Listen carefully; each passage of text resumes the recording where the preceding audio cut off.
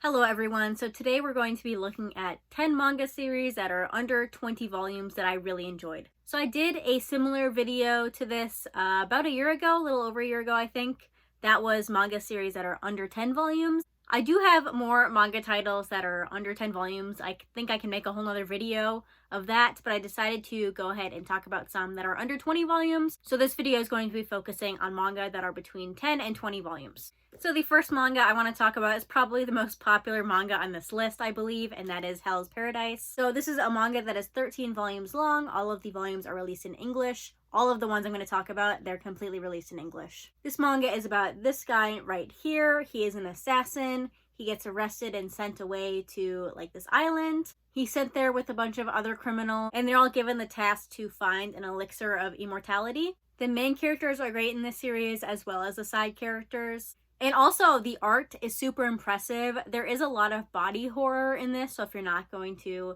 like reading that, then maybe don't pick up this one. But I kind of, how do I say, body horror is interesting for me to look at, I guess. So I like a lot of Junji Ito stuff, horror manga, and that kind of body horror aspect is definitely present in here. It's always interesting to look at it, just to see what is in the author's mind and how they portray that on the paper here. Another thing I want to mention about this manga is that the main character has a really great motivation for why he does the things he does. So sometimes you'll have these characters who are really strong and motivated, but they feel kind of stoic and you don't feel connected to them. I feel like Gabimaru here, he has a reason for the choices he makes and it's very relatable.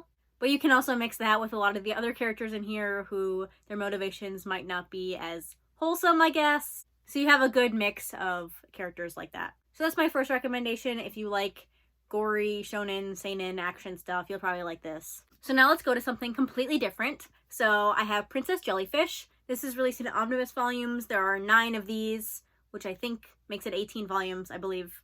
Anyway, this is about this girl who is obsessed with jellyfish. And she lives in this boarding house with a bunch of other otaku girls who are all obsessed with different things. They all kind of just stay at home and don't talk to anyone, and they're all really socially awkward. Anyway, eventually, through her love of jellyfish, she meets this character right here who helps her kind of get into the world of fashion, and she uses her love of jellyfish to become more involved there. This manga really explores identity and your place in the world, finding your place in the world, resisting expectations that are placed on you, just overall figuring out how to exist in a world that doesn't always match up with your expectations. Also, it's just super funny. It made me laugh out loud many times, and the characters are fantastic, and it also has some great color pages throughout. So yeah, this is definitely another great pick. So I feel like we're going from the more popular things to the less popular things. This one is not very popular at all. I haven't heard anyone talk about it in a very long time, here on MangaTube anyway. So that is Again. This is a 12-volume long series. It's been completed in English a couple years now. This is about this guy right here who has beautiful hair. He is finishing his last year in high school, but he has some regrets. He never really talked to anyone. He just kind of went to school, came home, didn't really do any extracurriculars or anything like that.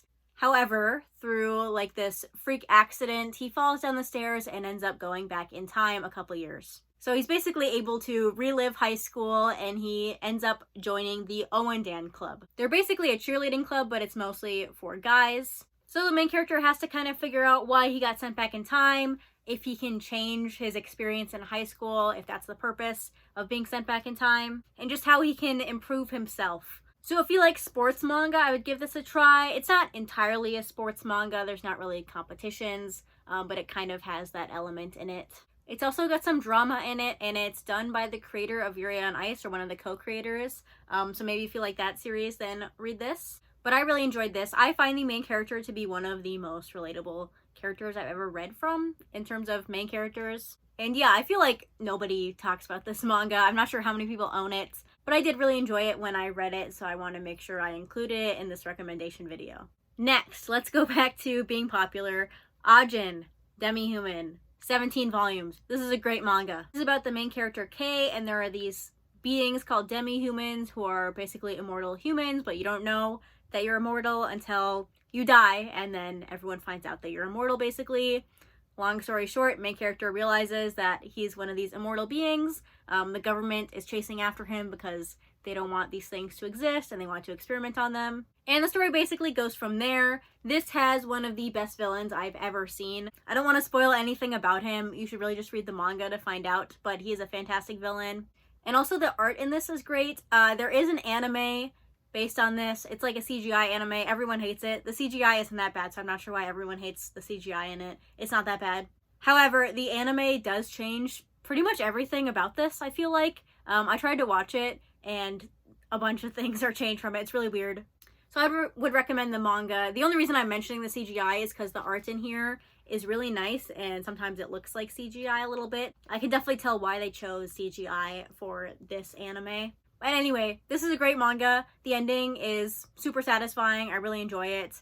I've read this a couple times, and I enjoy reading it every time. So if you like horror manga, or again, those dark, gritty, seinen manga.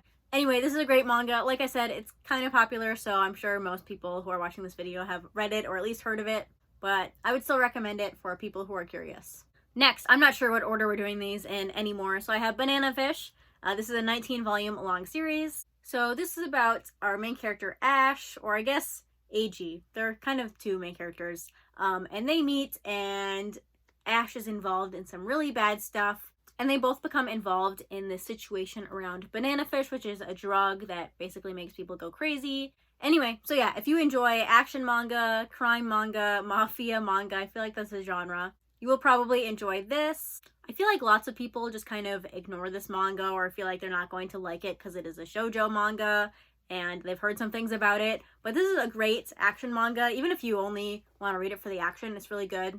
The art style is kind of funny because it's definitely very 80s, but you get used to it.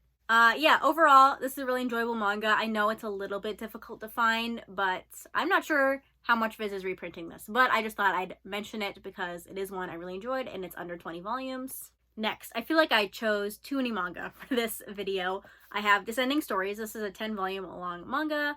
This is about our main character. He was in prison. He gets released from prison and he goes to meet this guy who is kind of his idol. This guy does rakugo, which is like an art form of storytelling. And our main character wants to be his apprentice and learn the art. So this manga kind of follows two different storylines. Our main character, who is learning the art of rakugo, and also this character who is the mentor. We see flashbacks into his previous life. So this manga kind of follows different generations, and you see how the art of rakugo has changed throughout the years, and you see how all these different lives were affected by rakugo. So this one's definitely a slower manga, not like some of these action manga I've talked about, but the characters in here are great. There's some really good found family elements if you like that, which I always do.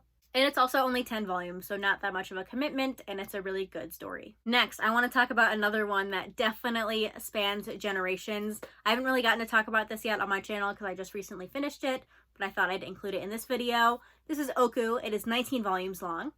This takes place in an alternate reality where there is this disease that wipes out 75% of the male population. So because of that, women have to take on more roles that are traditionally given to men, including the position of shogun. So because of this, they create this kind of inner chambers of where the shogun lives, which is basically a huge group of men for the shogun to go choose a man for her to be with.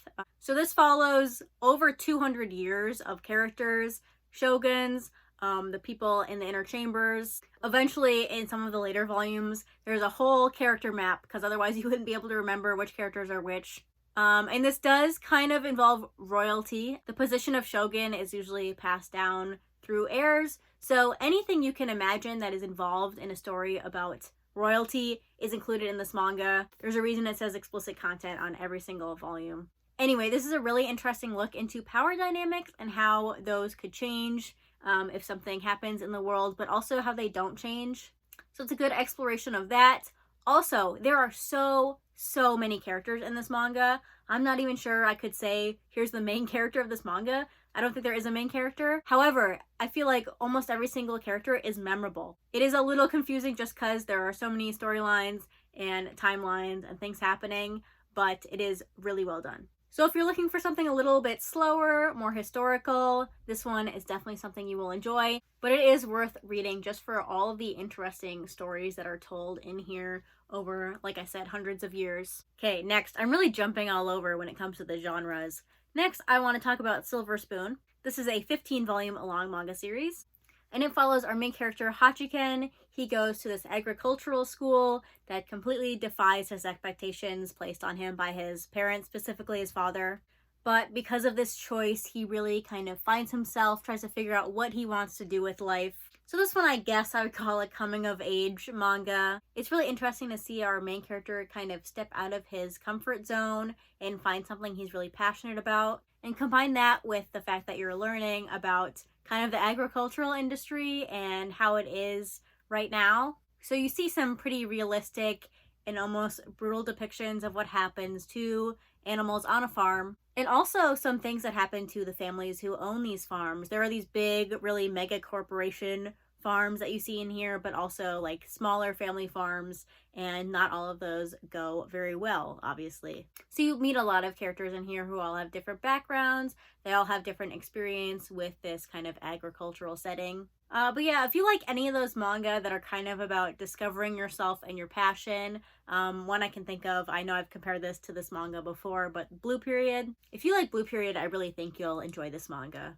It's also by the same author as Fullmetal Alchemist. Yeah, this is one I'd pretty much recommend to anyone. I think anyone can find something they enjoy out of this manga. Next is another one that's semi-popular, so that is The Girl from the Other Side. This is an 11-volume long series. It follows this creature on the front. He lives on the other side, and usually there are no humans on the side, but then this little girl kind of wanders over there. And he is trying to take care of her because she just kind of showed up out of nowhere, but also he can never touch her because if he touches her, then his evil curse or whatever will go to her. Kind of. It's not really an evil curse, but you know. The great thing about this manga is the atmosphere and the art.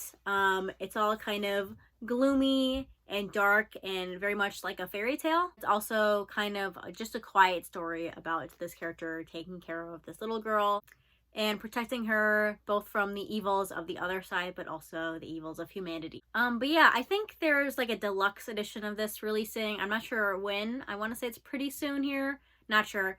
Those editions, I'm pretty sure they're going to be beautiful. Definitely a series I'd recommend if you like quieter, more character-driven stories. So finally, I definitely saved the hardest and most difficult to find manga for last. One, because I don't think everyone's going to enjoy this manga, and two, just because it's really hard to find. It's out of print, but that is Gunslinger Girl. So this is a 15-volume long series. This follows a small group of girls, and they are trained / cybernetically modified to be assassins, basically, specifically to counter terrorism. Each of these girls has a older person who is called their handler, but is really more of a mentor and kind of teaches them ways of assassination or anti-terrorism. But they're basically used as like child weapons, pretty much. So yeah, this series can get super dark, but I really enjoyed it. I know it's really difficult to find, so I don't want to hype it up too much, but I did want to mention it since it is one of my favorite series that's under 20 volumes. And I feel like I never really get to talk about this, so I wanted to include it in this video.